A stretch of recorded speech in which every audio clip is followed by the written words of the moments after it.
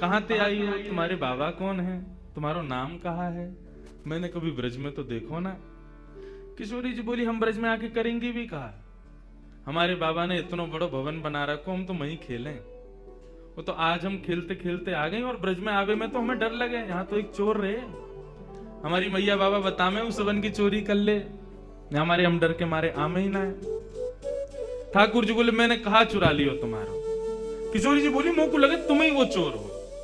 ठाकुर जी बोले, तो मैंने कछु चुराया तुम्हारो, न चुराया तो कछु ना है, तो फिर आप ऐसा क्यों सोच रही हो कि मैं चोर हूं। और बल्कि एक बात कहूं, मेरी और तुम्हारी जोड़ी तो जच हो रही है, देखो तुम गोरी गोरी, मैं सांवरो सो, बढ़िया लगेंगे संग में रहेंगे, तो चलो खेलवे चलो हमारे संग।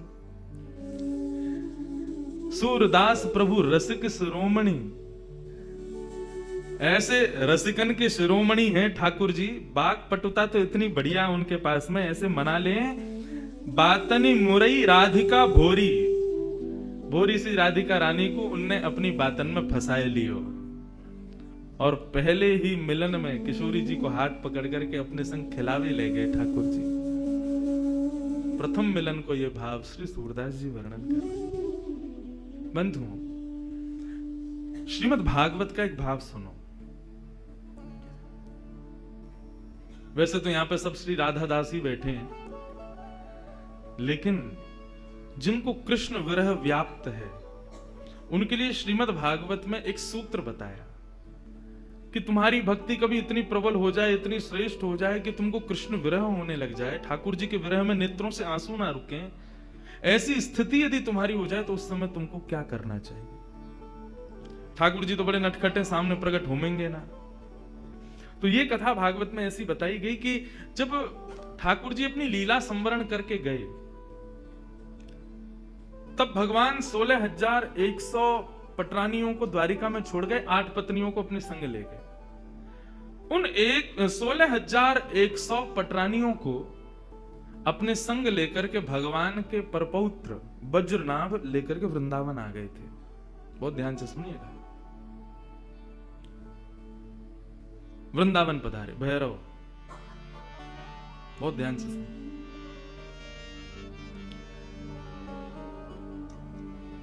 आज ये थोड़ा सा मिजाज बनाने के लिए बीच बीच में चलता रहेगा, कभी भैरव, कभी भीम पलासी, कभी ये कभी वो।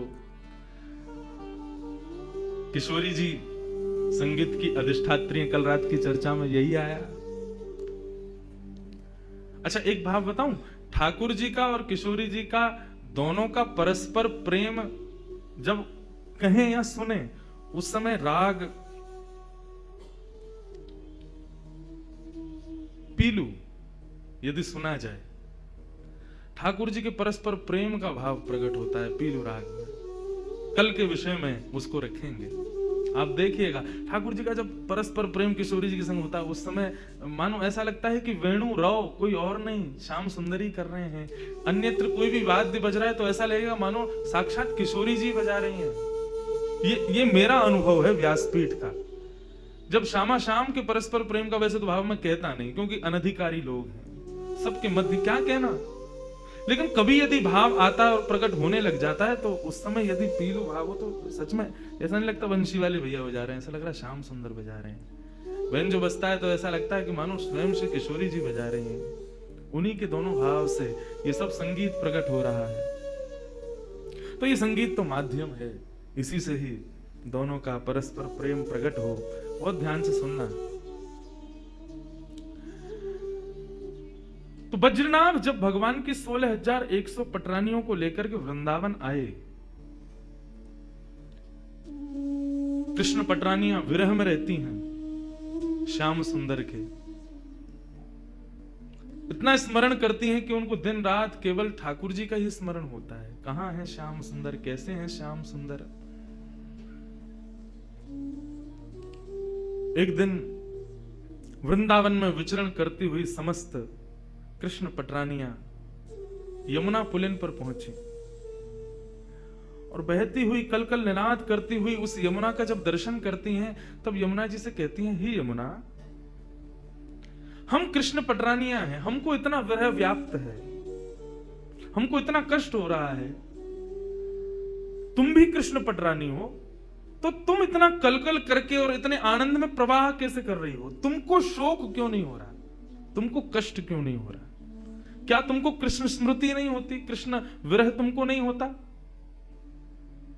तब यमुना जी प्रकट हो गई और यमुना जी प्रकट होकर के उन समस्त कृष्ण पटरानियों से कहती हैं, क्या बात है, क्या कहना चाहती हो? बोले, हम बस ये कहना चाहती हैं, ये जो कृष्ण विरह है, ये प्रत्येक दिन हमें होकर के मानो ऐसा लगता है हमारे प्राण निकल जाएं, लेकिन प्राण निकल भी नहीं पाते हैं। हमारी स्थिति अवर्णनीय है, हम उसका वर्णन नहीं कर सकते। तुमको प्रसन्नता में बहते देख हमारे मन में ये प्रश्न उठ रहा है कि तुमको कृष्ण विरह क्यों नहीं है, तुम बताओ ना। तब यमुना जी कहती हैं, मुझे भी हुआ था कृष्ण विरह तुम्हारी तरह, संपूर्ण यमुना सूख गई थी वृंदावन में, लेकिन मुझे इस पृथ्वी पर लाने के लिए कृष्ण ठाकुर जी से प्रार्थना की थी किशोरी जी ने।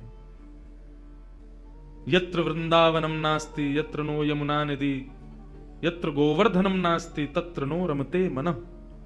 ठाकुर जी ने जब किशोरी जी से कहा कि ब्रजमंडल में चलना है, लीला करनी है, किशोरी जी बोली, जहां वृंदावन नहीं, यमुना नहीं, गोवर्धन, वहां मैं नहीं जा सकती। यदि आप चाहते हैं कि मैं ब्रज में चलूं तो इनको पहले लेकर के चलो। तो गोलोक धाम से ही तीनों का प्रादुर्भाव ब्रज में करवाया। जब कृष्ण अपनी लीला पूरी करके जाने लगे, उस समय मैं सूख चुकी थी उनके विरह में। तब किशोरी जी ने आकर के मुझे प्रेम प्रदान किया और किशोरी जी के भाव में, किशोरी जी के दर्शन में, किशोरी जी के रूप में सदा कृष्ण रूप दिखता ही है। वो छुपा हुआ रहता है, वो दिखाई नहीं देता, लेकिन यदि कोई निरंतर किशोरी जी का दर्शन करे तो ऐसा ही लगेगा कि मानो श्याम सुंदर सामने बैठे हूं, और श्याम सुंदर का निरंतर दर्शन करे तो ऐसा लगेगा मानो किशोरी जी बैठी हूं। यदि किसी ने ऐसा दर्शन नहीं किया कि श्याम सुंदर में किशोरी जी दिखे और किशोरी जी में श्याम सुंदर दिखे, तो मानो उसने भी दर्शन ही नहीं किया है। यदि वो श्याम सुंदर को केवल श्याम सुंदर समझ करके चला जाता है तो उसके नेत्रों का ये सबसे बड़ा विफलता है कि उसने किशोरी जी नहीं देख पाया वो ठाकुर जी के रूप में। भागवत में श्री यमुना जी कहती है, भागवत में 2 महात्म्य, दूसरे महात्म्य में श्री यमुना जी कहती हैं, यदि तुम्हें कृष्ण विरह से बचना है तो आत्मा रामस्य कृष्णस्य ध्रुवमात्मास्ति राधिका तस्य दास प्रभावेण विरहोस्मान् संस्पृशे। आत्मा रामस्य कृष्णस्य, हमारी आत्मा कौन है? हमारी आत्मा कृष्ण है। और कृष्ण की कौन है? ध्रुवमात्मास्ति राधिका, कृष्ण की आत्मा है राधिका। हमारा शरीर में 10 नौकर दिए ठाकुर जी ने हमको, आंख, नाक, जीभ, कान, हाथ, पैर, गुप्त इंद्रियां आदि, ये 10 नौकर हैं। परंतु आप कभी चिंतन करो, ये 10 के 10 नौकर सेवा किसकी करते हैं? आत्मा की। आत्मा को जो चाहिए 10 के 10 उसके सामने प्रस्तुत करते हैं। आंख कहते हैं ऐसा दृश्य दिखाओ, तुरंत हम भाग दौड़ करते हैं, पैसे कमाते हैं, फ्लाइट पकड़ते हैं उस दृश्य को दिखाने के लिए। उससे होता क्या? बहुत अच्छा लग रहा है। किसको लग रहा है? आत्मा को लग रहा है। मुझे तो रसगुल्ला खाना है। क्यों खाना है? किसको अच्छा लगेगा? जीव को। जीव पर कितनी देर रसगुल्ला टिकता है? ज्यादा से ज्यादा 1 मिनट। उसके बाद वो सुख किसके पास जाता है? आत्मा के पास। गर्मी हो रही है, एसी चलाओ, त्वचा पर एसी का स्पर्श होता है, लेकिन प्रसन्नता किसको होती है? आत्मा को। हमारी प्रत्येक इंद्रिय का कर्म प्रसन्न करता है आत्मा को। और वो आत्मा किसकी प्राप्ति करती है? कृष्ण की।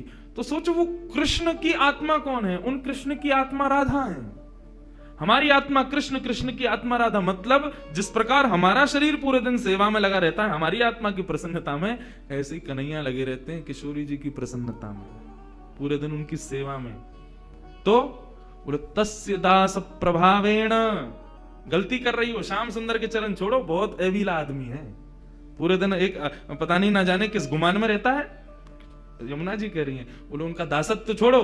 तो बोले वो जिसके दासत्व में रहते हैं उन किशोरी जी की शरण में जाओ। तस्य दास प्रभावेण विरहोस्मान्न संस्पृशेत। तुम जैसे किशोरी जी की शरण में जाओगे तुमको विरह नहीं होगा। क्यों? श्याम जिनके चरण। कभी भी तुम्हारी इच्छा हो श्याम सुंदर का दर्शन करना है, किशोरी जी से ने प्रार्थना करनी हो, लाडली जी ने कन्हैया को दर्शन करना हो, बोले कृष्ण का क शब्द उच्चारण करती है राधा रानी, इतने में तो कन्हैया सामने होते हैं। इसलिए उनके दास बन जाओ, तुमको विरह कभी नहीं होगा। विरहो स्मान न संस्पृशे। हमारे ब्रज के भक्त हुए कृष्णदास, नित्य ठाकुर जी को माला पहनाते थे अपने हाथ से। महाभारत में अनुशासन पर्व में भीष्म पितामह कहते हैं कि यदि कोई व्यक्ति 12 वर्ष तक बिना नागा किए एक नियम का पालन करे तो 12 वर्ष के उस नियम का प्रभाव ये होगा, जिस देव को चाहेगा, जिस ब्रह्म को चाहेगा, जिस रूप को चाहेगा अपने सामने प्रकट कर सकता है। आज भी ये संभव है, लेकिन याद रहे एक दिन भी वो नियम टूटना नहीं चाहिए। ये भाव उन महात्मा ने सुना, कृष्णदास जी ने। मुझे बहुत प्रिय है कृष्णदास जी का भाव। उन्होंने एक ही सेवा अपना ली। जब कथा में सुनकर के गए कि 12 वर्ष तक कोई नियम अपना लिया जाए और 12 वर्ष तक उसको बेनागा पूर्ण किया जाए, तो 12 वर्ष के बाद जिस देव को चाहोगे, जैसे चाहोगे वैसे उसका दर्शन हो सकता है। तो नित्य माला बनाते थे अपनी कुटिया में, और नित्य माला बना करके नंद गांव में, नंद भवन में ऊपर जाकर के कन्हैया को अपने हाथ से पहनाते थे। और उनका भाव केवल इतना था, कन्हैया मैं ये नियम इसलिए अपना रहा हूं कि मैं चाहता हूं जिस दिन 12 वर्ष पूरे हों, 13वें वर्ष का पहला दिन प्रारंभ हो, उस दिन मैं ना आऊं, मेरा कन्हैया मेरे कुटिया पर आए, मैं वही माला पहनाऊंगा। मेरा बस यही नियम है। नित्य ठाकुर जी को माला पहनाते, और माला पहनाने के बाद में कन्हैया के कान में बोलते, लाला 2 साल हो गए, केवल 10 साल रह गए। माला पहनाते, कन्हैया केवल 5 वर्ष रह गए। कन्हैया अब केवल 1 ही वर्ष रह गए। कन्हैया अब तो 6 महीना रह गए। कन्हैया अब तो 15 दिन रह गए। अब तो नाचते हुए जाते हैं माला लेकर के। कन्हैया अब तो 1 ही हफ्ता रह गो। रोज माला पहना में, गर्मी पड़े, सर्दी हो, वर्षा हो, खांसी हो, जुकाम हो, बुखार हो, नहीं छोड़ते थे अपना नियम। आज विश्राम दिवस, 12वां वर्ष का अंतिम दिन, ठाकुर जी के सन्मुख गए, माला गले में धराई, लाला सेवा पूर्ण भई अब मोरी, अब मेरी सेवा पूर्ण, प्रतीक्षा करूंगो, कल 13वें वर्ष को पहला दिन है, तू आइयो, तेरे काजे देख 56 भोग बनाऊंगो, तेरे काजे बढ़िया जो है माला बना के रखूंगो, एक सेज सजा के रखूंगो, न एक देर पौड़ जाइयो मेरे पास, न एक मुंह से बतिया लियो, और लाला तू को जितनो समय मिले तू उतनी देर को आइयो, लेकिन आ जाइयो। और प्रणाम करके उल्टे पांव जा रहे हैं। बोले कि इसका मतलब क्या है? बोले अब कल मैं आऊंगा नहीं, और लाला तू नहीं आयो ना तो जीवन में भूल जाइयो कि मैं कभी आऊंगा। नंदगाम में और नंद भवन में ये मेरा अंतिम प्रवेश है। और प्रणाम करके दिल्ली को चले गए। 56 भोग सजाए, दुनिया भर की सामग्री बनाई, सुंदर सुंदर माला तैयार करी, एक कन्हैया की, बाकी के सबरे ग्वाल बालन की। बोले बछड़ा बछिया आमेंगे संग में, उनको माला पहनाऊंगा, उनके का जो भंडारो है उनके का भी 56 भोग सजाऊंगा। सबके लिए सब तैयार किया। 13वें वर्ष का जब पहला दिन प्रारंभ हुआ, सुबह से ही राह तक रहे, कन्हैया आ रहे होगो, श्याम सुंदर आ रहे होगो, नंद नंदन आ रहे होगो। अभी श्रृंगार को समय भयो है, धूप की छांव से पता कर लेते हैं कि अभी कौन सा समय चल रहा है। अभी श्रृंगार को समय भयो होगो, अरे लाला व्यस्त होगो, श्रृंगार करके और फिर वाके बाद प्रसाद पाके फिर आवेगो। अभी भी नहीं आए हो, कोई बात ना, राजभोग पाके आवेगो, गैया चराते हुए चुपके ते आ जाएगो मेरे पास। अपने मन को सांत्वना दे रहे हैं। दोपहर का समय हुआ, सूर्य बिल्कुल ऊपर, राजभोग का समय चल रहा है। कन्हैया आ रहे हो, बार बार जामे गुलाब जल लेकर के और छींटे मार करके आ जामे। थोड़ी देर में धूप के ताप से, गुलाब जल से वो पृथ्वी फिर से सूख जाती, ठाकुर जी नहीं आए। गैया चरा के दूर चलोगे होगो, शाम को आवेगो, लौटते समय आ जाएगो, 4 बजे आ जाएगो। सूर्य अस्ताचल को जा रहा है, वो प्रतीक्षा कर रहे हैं, कन्हैया आ रहे होगो, गुलाब जल को छींटा करें, बार बार माला पे जल छिड़क दें, कहीं कोई मक्खी बैठ नहीं जावे 56 भोग पे, वाको विचार करें, और फिर देखने लगे कन्हैया आ रहे होगो। नहीं आए शाम सुंदर। कोई बात ना, शाम को ओलाई करवा करके और फिर रात्रि को प्रसाद पाके कन्हैया फिर आवेगो, तब भी नहीं आए। शयन का समय हो गया। बाबा एक टक बस बैठे हैं, कन्हैया आ रहे हो। है सके नंदरानी यशोदा नंद बाबा को शयन करवा के आवे वो। रात्रि हो गई, नहीं आए ठाकुर। कृष्णदास जी मुस्कुराने लगे। 12 साल से एक टक बिना नागा किए अपने नियम में लगा हूं। आज तक कुछ नहीं मांगा कन्हैया से, केवल ये मांगा कि मेरी कुटिया पे आ जाइयो, मेरे हाथन से माला पहनो, वामो श्रम हेरो या को। तुरंत अपने 56 भोग को पूरा एक पोटला बनायो, माला उठाई, सब सामान वहां से तुरंत धर लियो और कुटिया में तालो लगा करके बाबा निकल गए नंदगांव से। बोले जीवन में नहीं आऊंगा, मेरे जीवन का सबसे बड़ा अपराध है गयो, मैंने 12 साल या कन्हैया को दे दिए या श्याम सुंदर को दे दिए। अरे काय बात को श्याम सुंदर, काय बात को कन्हैया, काय बात को दयालु, एक भक्त की एक मनोकामना ना पूरी कर सके। ना रहनो अब यहां पे। जैसी जाने लगे तो मार्ग में गायों का झुंड जा रहा था। जैसे उस झुंड में प्रवेश करने लगे, सोचते हुए जा रहे हैं, कुछ विचार नहीं हो रहा है। जैसे भीतर प्रवेश करने लगे, इतने में ही एक ग्वारिया आया। ग्वारिया ने आकर के हाथ पकड़ो, बाबा बाबा बाबा गैया चढ़ जाएंगी ऊपर। पीछे मुड़ करके देखो तो नन्नो सो एक बालक, ऊंची धोती पहनी, सिर पर स्वाफा पहनो भयो है और एक लठिया को अपने कंधा पे लगा करके वापस दोनों हाथन को टांग करके और बाबा के पास आयो है। बाबा गैया चढ़ जाएंगी, अभी मत जाओ, गैयान को जान दो पहले। बाबा बोले कौन की गैया है ये?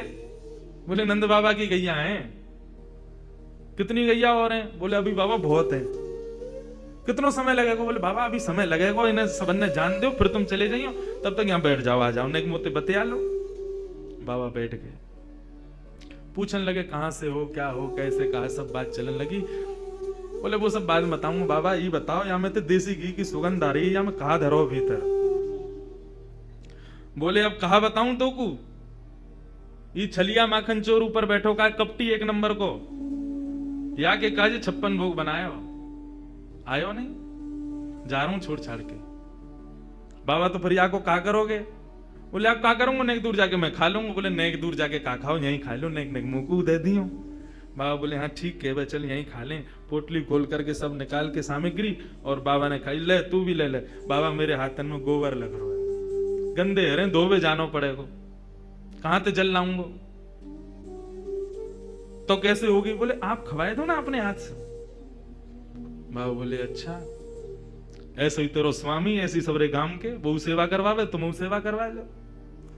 जान भी प्रेम ते ना दे रहे मुंह को, अब वो अपनी सेवा करवावे को। पूरा गांव ही 100 है।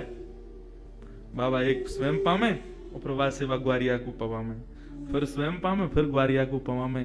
पवाते पवाते पवाते बाबा ने जैसी ग्वारिया को देखो, नेत्र लाल पड़ गए, नेत्रों से अश्रुधार बह रही है। बोले अब रोका ही को रो है? बोले मैं यहां मारे रो रहा हूं बाबा, तुमने आज माला ना धराई मुंह को। बाबा ने कही कौन है तुम? इतने में ठाकुर जी खड़े भये, श्याम स्वरूप प्रकट भयो, मोर मुकुट प्रकट भयो, लकुटी प्रकट भई, वंशी प्रकट भई। ठाकुर जी को सर्वांगन स्वरूप प्रकट है गयो और प्रकट है करके बाबा को दर्शन देने लगे। बाबा मैं आ गयो, प्रसाद पा लियो, ले माला पहना मुंह को। आज मेरो पूरे दिन मन नहीं लगो, क्योंकि 12 साल से रोज तेरे हाथन की बनी माला नित्य मेरे अंग को स्पर्श करती। मुंह को ऐसा ना लगता कि माला स्पर्श कर रही है, मुंह को लगती कि मेरो कृष्णदास मुंह से लिपटो भयो है। आज पूरे दिन व्याकुल रहो बाबा, मैं मुंह को जल्दी अपनी माला पहना, और तू माला पहना के आज मेरो आलिंगन कर ले। कृष्णदास क्रोध में देख रहे हैं, नहीं पहनाऊंगा, आज नहीं पहनाऊंगा, आज ये माला किसी और के गले में जाएगी। ठाकुर जी बोले कौन के गले में? बोले मैं यह विचार कर रहा हूं कि मैंने बरसानो जावे को मन बनायो तो कन्हैया प्रकट है गयो। यदि ये माला जाकर के किशोरी जी को ही धरा दूंगा और वहीं जाकर के उनके चरणन में ही रहूंगा, जहां जावे की इच्छा मात्र से कन्हैया प्रकट है गयो, यदि वहीं निवास करूंगा तो कन्हैया तो रोज आवेगा। ठाकुर जी हाथ पकड़े, पांव पकड़े। कृष्णदास बोले अब ना रुकूंगा, अब तो किशोरी जी के चरणन में ही जाके रुकूंगा। सीधे दौड़े, पीछे पीछे ठाकुर जी दौड़ रहे, अरे बाबा रुक जा, अरे नेक रुक जा, मेरी सुन तो ले। बोले जो कहनी है मां अदालत में आके पेशी करियो, अब तो मैं वहीं रहूंगा, दौड़ करके गए और जाकर के सबसे पहले अपना नाम बदलो, अब ते मैं राधा दास। किशोरी जी के चरणन में जाकर के माला धरा दी और जैसे प्रणाम करके किशोरी जी को देखो है तो वही किशोरी जी में श्याम सुंदर, वही श्याम सुंदर में किशोरी जी, ऐसा भाव उनके सामने प्रकट है गए। कहने को अभिप्राय भागवत भी इस बात को स्वीकार करे कि तस्य भाव प्रभावेण विरहोस्मान न संस्पृशेत। यदि किशोरी जी की शरण ले ली जाए तो ये श्याम सुंदर कभी कोई विरह ना दे सके। ये श्याम सुंदर नित्य किशोरी जी के ही हैं, उन्हीं के।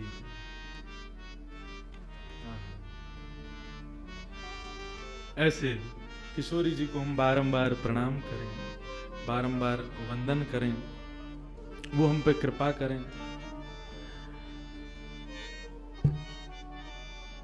तो हम लोग सुन रहे कि किशोरी जी और ठाकुर जी को प्रथम मिलन भयो और प्रथम मिलन के बाद थोड़ी देर क्रीड़ा करी। क्रीड़ा करने के बाद श्याम सुंदर बोले, हे लाडली जू, आप कभी हमारे निवास पर पधारो।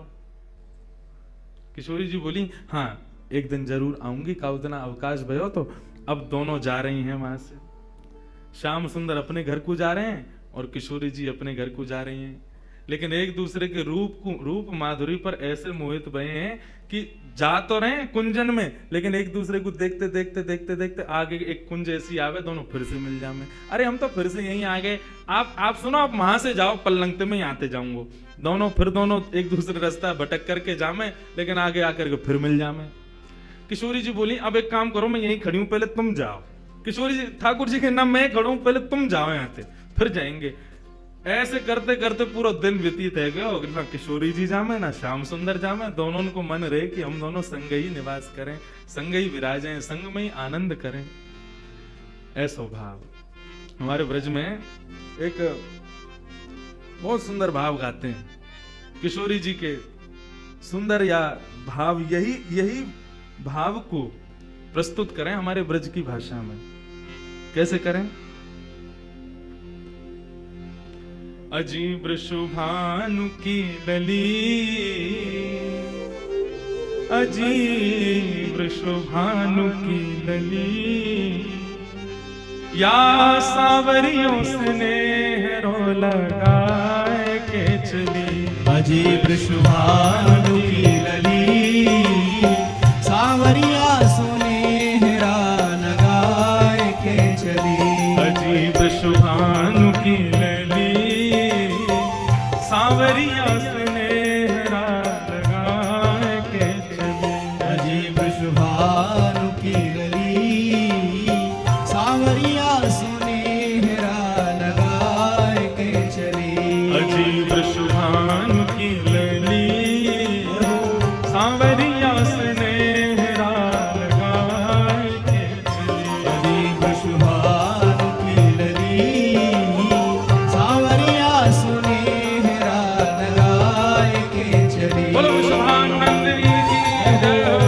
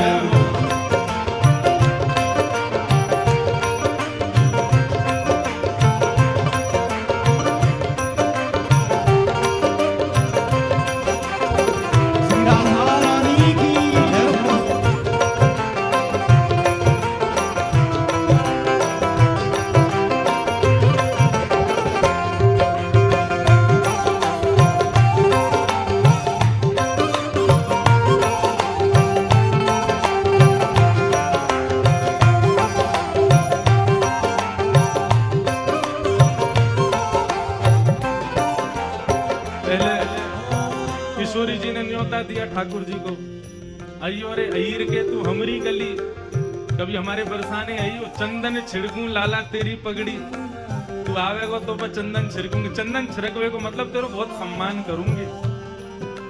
ठाकुर जी बोले नेक सी है, और देख गुमान कैसो करे, बातन ने कैसी बोले पटक पटक के अपने मुंह में थे। नैनो नैनो कजरा मुख भरो पान, नैनो नैनो कजरा मुख भरो पान। ये विचार करके कितना सुख मिलता है। नन्ही सी किशोरी जी है, कुछ ज्यादा किशोरी जी श्रृंगार में रुचि ना रखें। किशोरी जी के जितने भी पद सुने, जितने भी भाव देखे, किशोरी जी के श्रृंगार का वर्णन हमेशा ऐसे किया कि किशोरी जी बहुत हल्को से श्रृंगार करें। ठाकुर जी कह रहे हैं कैसी देख गुमान कर रही है, मुंह में पान भरो हुए और नैने नैने कजरा लगाया, बिल्कुल हल्को सो कजरा। हाँ नैनो नैनो कजरा मुख भरो पान, नैनो नैनो कजरा मुख भरो पान। बारिश उमरिया राधे बड़ोरी गुमान, हाँ बारिशी उमरिया राधे बड़ो ही गुमान। अरे हाँ बारिश उमरिया राधे बड़ो ही गुमान। हाँ बारिशी उमरिया राधे बड़ो ही गुमान। अजीब शुभानु की लली, भानु की लली सांवरियों से नेहरा लगाए के चली, अजीब शुभानु की लली सावरिया सुनेहरा लगाए के चली। अजीब शुभानु की लली सांवरियों से नेहरा लगाए के चली। अजीब शुभानु की लली सावरिया सुनेहरा लगाए के चली।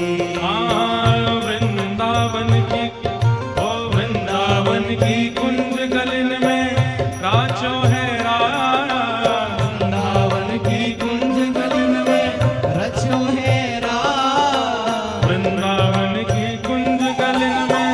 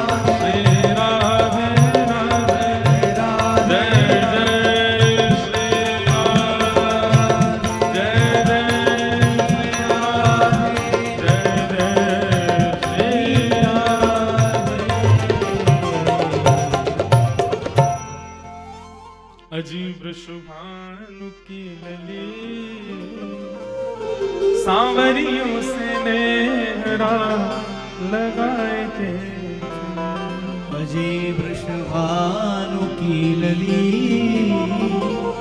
सावरिया सोनेहरा लगाए के चले। ये शुद्ध विशुद्ध ब्रज को भाव है। हमारे ब्रज में किशोरी जी के श्याम सुंदर के, अब अकेली किशोरी जी की चर्चा में सुख नहीं मिले, श्याम सुंदर को पुट होए संग में तभी आनंद आवे। ऐसी श्याम सुंदर की चर्चा में जब तक किशोरी जी नहीं आवेंगी तब तक रस नहीं आवे। अकेले रसगुल्ला में गुल्ला ही खाओगे तो कहाँ रस मिलेगा, वहां के संग में चाशनी होनी चाहिए। तो एक दूसरे के पूरक हैं, इनकी संग में ही चर्चा चलेगी। मैं रोज विचार करूं अकेली किशोरी जी पर कैसे बोलूं, बिना श्याम श्री राधा रानी को वर्णन कैसे है सके, बिना श्याम सुंदर के ये भाव कैसे प्रकट हो। बंधुओं, कल भी चर्चा हुई रात्रि में। अब यहाँ तो क्या कथा, तो ये 3 घंटा सबके सामने है रे, नहीं तो पूरे दिन ही कथा चल रही है। कल भी रात में चल रही, दिन में चल रही, अब चल रही। आधे तो ज्यादा माल तो ये घर पे ही ले ले मोते यहाँ के काजे नेक नेक छोड़े। हितरवंश महाप्रभु कहते हैं,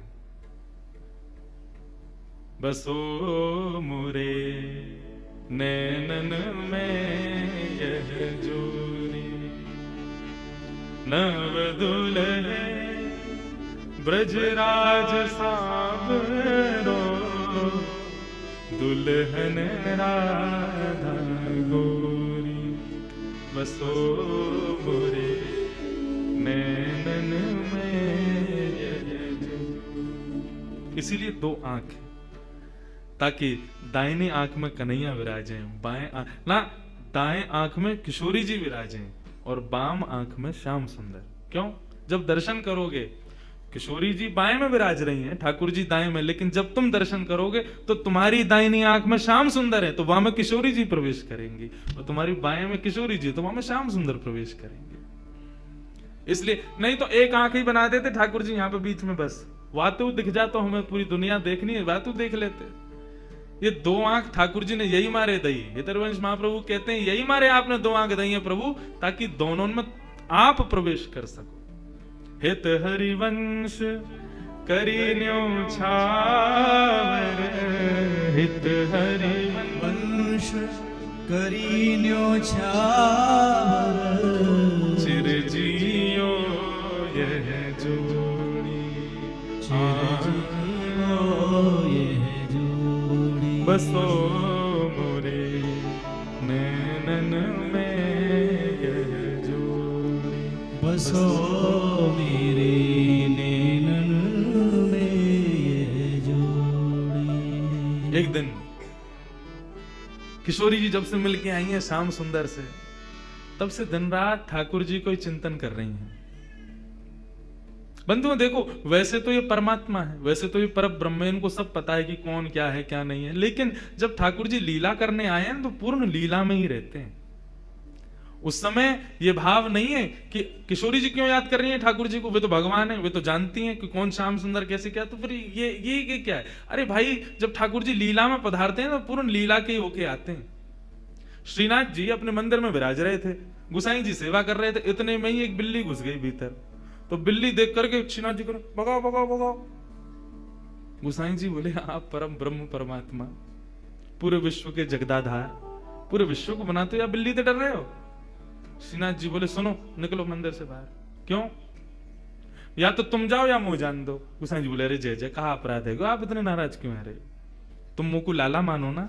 बोला लाला मानो, तो लाला मानोगे तो लाला को बिल्ली तो डर लगेगा, लाला को कुकर तो डर लगेगा। तुम पर ब्रह्म मानोगे तो फिर मेरे सामने साधारण मैया को भाव मत दिखाइयो। फिर तुम साधारण ही बन के आओ। जब पर ब्रह्म मान नहीं हो तो पर ब्रह्म मानोगे तो पर ब्रह्म जैसी सेवा करो मेरी। लेकिन तुमने मुंह को लाला मानो है, तो लाला को तो चींटी तो डर लगेगा, छिपकली तो डर लगेगा, बिल्ली तो डर लगेगा। तुम्हारी सेवा में अभी न्यूनता है, लेकिन मेरे भाव में न्यूनता ना है। मैं वो लाला बन की सेवा करवा रहा हूं, लेकिन तुम्हारे मन में आ रहा हो कि तो पर ब्रह्म है, इनको बिल्ली से डर कैसे?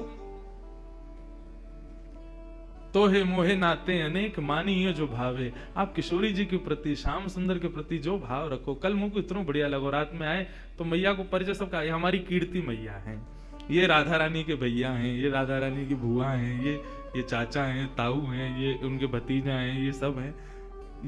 ये भाव सच में ये विशेष है। और एक बार को एक बात बोलूं, आपने केवल कहने को किशोरी जी से कही कि मैं आपको चाचा हूं। आप एक बार को कभी ऐसा के अपने कर्तव्य को भूल जाओ, लेकिन किशोरी जी नहीं भूलेंगे। तुमने कही है कि तुम मेरे चाचा हो, तो चाचा वारो कर्तव्य निभाओ। ठाकुर जी की भक्ति में 3 चीज बहुत जरूरी, विश्वास, दूसरा संबंध, और तीसरा समर्पण। जब तक ठाकुर जी की भक्ति में कोई संबंध ना हो, विश्वास ना हो, समर्पण ना हो, सबसे पहली सीढ़ी है विश्वास। विश्वास करो, हाँ। दूसरी सीढ़ी है कोई भी संबंध, और संबंध भी आप पूछो हम ठाकुर जी से कौन सा संबंध बनाए। देखो संबंध जैसे पुत्र होता है ना, तो आप पूछोगे नहीं कि मैं इसका पिता बनूंगा अब। अरे पुत्र हुआ तो पिता हो ही आप उसके। संबंध कभी बनाए नहीं जाते, संबंध हो जाते।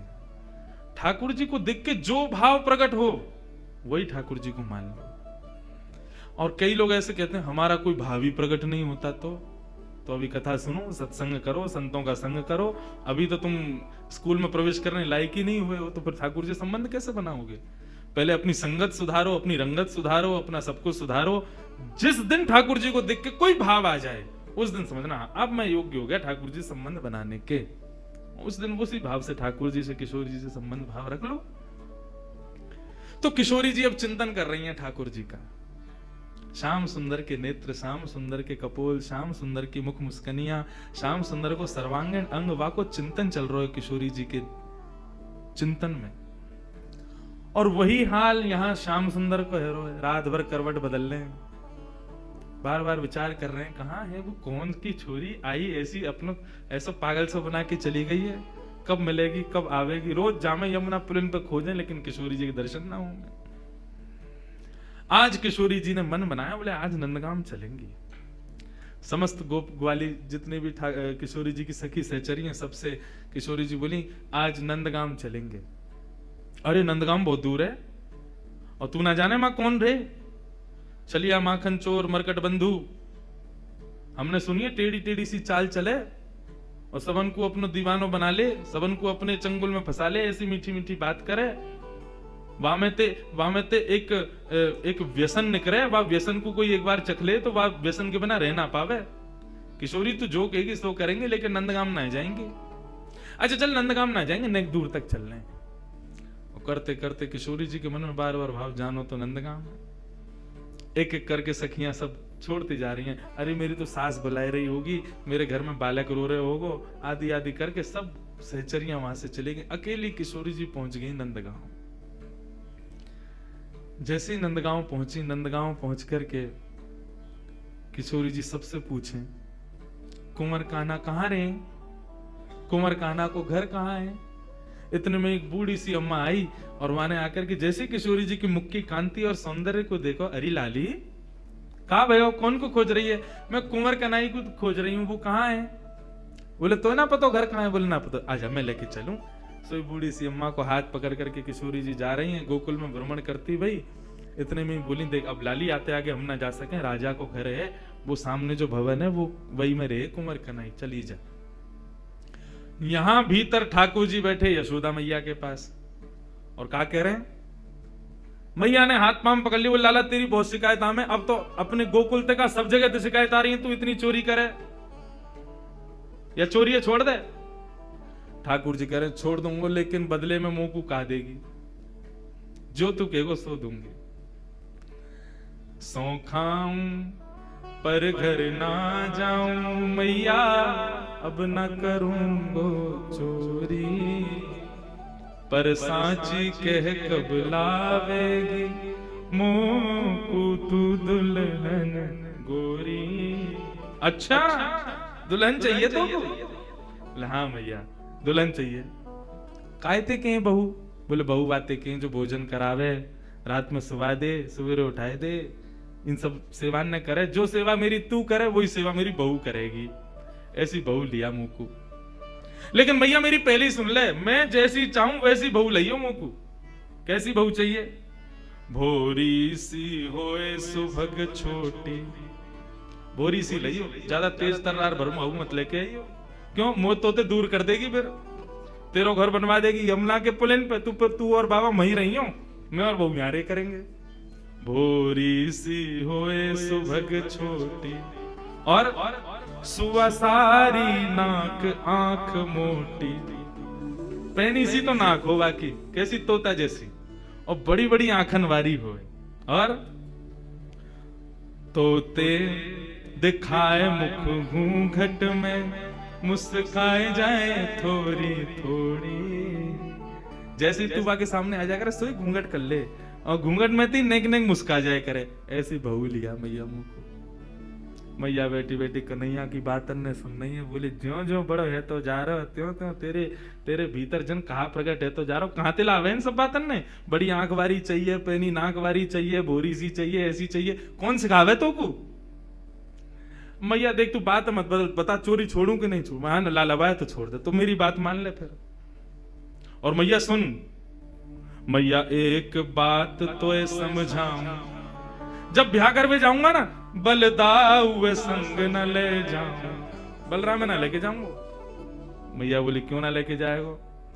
मैं कह रहा हूं वो गोरो है, कहीं बहू को मन लास्ट में बदल गो तो बाकी माला पहना दई तो, या हमारे बलराम में ना लेके जाऊंगा। मैया एक बात तो समझाऊं, बलदाऊ संग न ले जाऊं। बाबा ते कह के मगवाए दे, चढ़वे को सुंदर घोड़ी। अब घोड़ी मगवा मुको, अब ब्याह करवे जाऊंगा। मैया बोली लाला ये सब चले तेरे मन में, यही सब करे तू बाहर वन में जाके, ते मधुमंगल श्रीधामा आगे दिन ते यही सब सीख के आवे तू। बंधुओं देखो ये सब चर्चाएं है ना, आज देखो यहाँ ज्ञान भक्ति वैराग्य सब बाहर खड़े हैं, यहाँ केवल प्रेम चल लो भीतर। यहाँ पर श्याम सुंदर और किशोरी जी के वही चर्चा जो हम ब्रजवासी को बहुत प्रिय है, जो हम कोई के आगे ना बोले वो बातें हैं। क्योंकि सब जगह अधिकारी नहीं मिलते ऐसे, यहां मिले हैं तो सुन लो। मैया अभी घोड़ी मंगवा दे, तो बाबा ते अभी कह दे मुझे काजे को घोड़ी ले आवेंगे। और मैया मेरी एक बात और सुन ले, मैया एक बात मेरी और सुन ले। कहा गोपिन पे मंगल गवाए दे। गोपिन ने बुलाया कि अभी तो मंगल गान शुरू करवा दे तू तो घर में। और मोय गोरो दुल्हा बनाए दीजो, ऐसो श्रृंगार कर दियो मेरो कि मैं गोरो है जाऊं। मोय गोरो दुल्हा बनाए दीजो, कहूं हंसे ना वहां की छोरी। मैया मेरो ब्याह करा दे। इतने में बाहर से किशोर जी, अरे कुंवर कन्हैया, कुंवर कन्हैया। जैसी किशोरी जी बाहर से पुकारन लगी, श्याम सुंदर बोले मैया, मुझे लगा बहू आ गई दिखे, ये तो स्वर का ही सुनो दिखो मैंने। ठाकुर जी दौड़ करके बाहर गए तो सामने किशोरी जी खड़ी हैं। आहा, किशोरी जी को जैसे ही देखो, जैसा रूप भीतर वर्णन कर रहे, जाके काजे कर रहे, वही आ गई। वारे विधाता, तेने कैसी सुनी मेरी? मैं तो मैया ते अभी कह रहे और वही है गया सामने।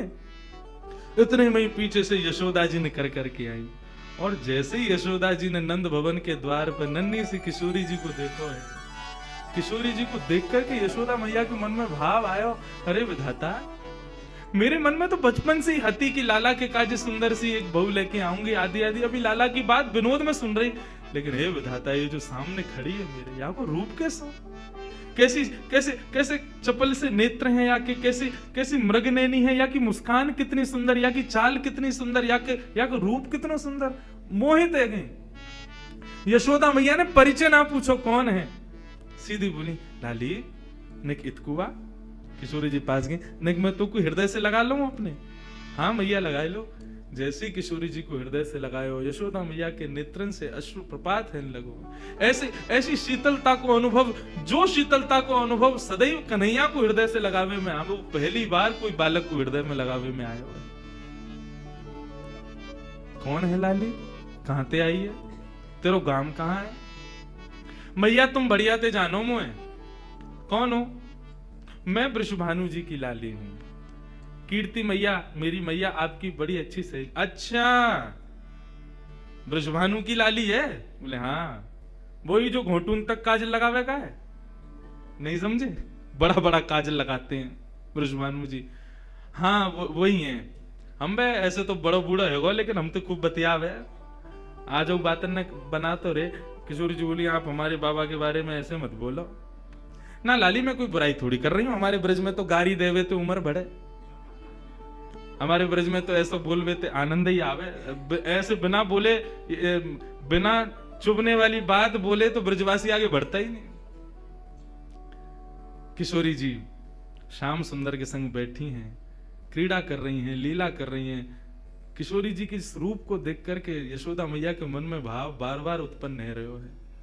इतने में ही यशोदा मैया से रुको नहीं गए, गई जाकर के तिजोरी खोल के सबरो सामान निकाल करके लाई। लाली ने कि यहाँ बैठ जा। किशोरी जी बैठ गई। तेरा श्रृंगार कर दूं? ना आप श्रृंगार मत करो, मैया नाराज होगी। कछु ना होगी, कह दियो यशोदा मैया ने किया है। अच्छा तो कर दो। श्रृंगार करनो प्रारंभ कियो है। ऐसा सुंदर श्रृंगार करके किशोरी जी की गोद भर दी, मांग में सिंदूर भर दियो, खूब सारी सामग्री देकर के लाल चुनरी उड़ा करके पैरन में महावर लगा। आहा, कल कितना सुंदर भाव भैया सुना रहे महावर को कि एक सखी किशोरी जी के चरणन में महावर लगा रही है, और महावर लगाते लगाते चर्चा भी करती जा रही है। तो महावर लगा के भूल गई कि मैंने कौन से पामन में महावर लगाए हो। तो किशोरी जी से पूछे, अरे किशोरी जी मैंने कौन से चरणन में महावर लगाए हो? क्योंकि किशोरी जी के चरणन को रंग और महावर को रंग एक जैसा, भूल गई मैंने महावर कहां लगाए हो। तब किशोरी जी अपने पाम को उठा के, और जो पाम भारी होवे बाकी कहीं या में लग गयो, ये हल्को है या में ना लगो, मतलब इतनी कोमल की महावर के वजन से वो किशोरी जी के चरण भारी है रहे। कैसा सुंदर भाव। किशोरी जी के महावर लगाए और सब कछु दे के गोद भर दई, और कही लाली अब जा। कोई कछु पूछे ना कह दियो यशोदा जी ने कियो श्रृंगार, कोई कछु ना कहेगो तो थे। नन्ही सी किशोरी जी अपने हाथ में सब सामग्री लेकर के और ऐसे ऐसे चल चल के ठुमक ठुमक करके घूम रही हैं। आहा, यशोदा मैया तो आनंदित है गई हैं, इतना सुख मिल रहा है। छोटी सी किशोरी मेरे अंगना में डोल रे, छोटी किशोरी मेरे अंगना में डोल रे, छोटी सी किशोरी। मैंने वासों पूछी लालू कौन गाम की छोरी रे, मैंने वास पूछी लाली कौन गाम की छोरी रे। हंस हंस के बताए मैं तो बरसाने की छोरी रे, हंस हंस के बतावे वो तो बरसाने की छोरी रे। छोटी सी किशोरी रे अंगना में डोल रे, छोटी सी किशोरी मेरे। नन्ही सी किशोरी जी खूब सारी सामग्री को अपने गोद में भर के और कन्हैया को इशारा करके वहां से चली गई, मिल के चली गई और बोली अब तुम आई हो हमारे यहाँ। ठाकुर जी बोले आऊंगा, ऐसे ही आऊंगा मैं भी, अब तुमने आई हो तो मैं भी आऊंगा, अब जाओ। अब वहां कीर्ति जी पूरे बरसाने में खोज रही है, मेरी लाली कहाँ चली गई। छोटी सी लाली भोरी सी है, कोई बहका के ले गया बाकू, सब जगह खोजें लेकिन कहीं दिखे नहीं।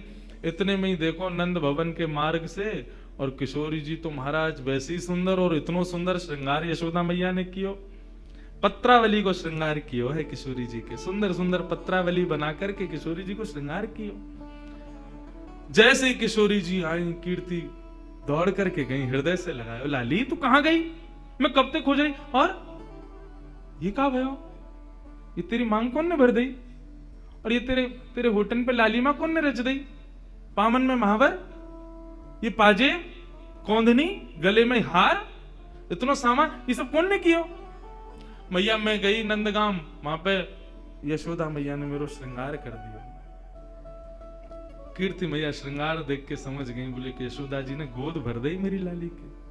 चिंता है गई कीर्ति जी को। बरसाने की एक सखी पूर्णमासी बुलवायो, सबसे बूढ़ी बड़ी वही है, वही ब्याह कराती डोले नंदगाम बरसाने में। पूर्णमासी आई, पूर्णमासी से कीर्ति मैया बोली, मैया देखियो मेरी लाली को कैसे श्रृंगार कर दियो, कहा का सामान दे दियो, या सबको मतलब कहा समझू मैं। बोले अरे या को मतलब सीधो सीधो है, कहा बोले वो अपने लाला को तेरी लाली ते ब्याह करनो चाह, मैं और का मतलब है, या को गोद भराई कर दी तेरी लाली की। हम्बे वह छोरा तो करूंगी मैं अपनी लाली को ब्याह, कारो का लूटो माखन चोरी करतो डोले सब जगह, और गोपीन के पीछे डोले, टेढ़ी सी चाल चले, टेढ़ो से मुकुट पहने, वह के बारे में खूब सुनो मैंने, कारो सो बातें तो ना करूंगी मैं, मेरी लाली तो देखियो कैसी दूध जैसी गोरी, और वह कार्य के संग खड़ी होगी, कोई अच्छा लगे। पूर्णमासी बोली देख रूप रंग तो सबके अलग अलग रहे, ऐसा तो है ना जैसी तेरी लाली है वैसोइया को वर मिलेगो, जैसी गोरी ये वैसोइया को मिलेगो।